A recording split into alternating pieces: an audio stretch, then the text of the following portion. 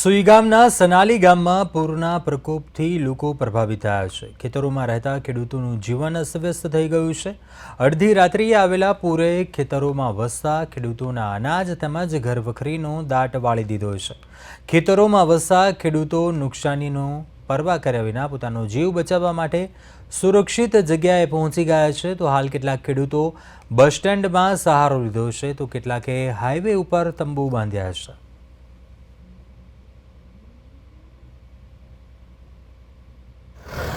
तो शुक्र चढ़ाई मारो बहन बना बे खाऊ तो पड़े मकर तणी जाने पानी भर रही पर शुक्र बाद बहन કેવી તકલીફ પડે છે? ભીડ પડી और वरसाद आयो ने वावाझोડું ને એમ બસ પાણી ભરી જ બસ બહાર નીકળી ગયો।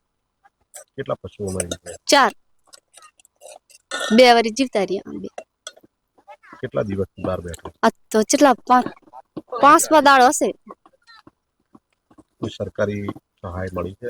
સહાય શું કશું મળી નહીં, બેઠા માર્ગ માંથી।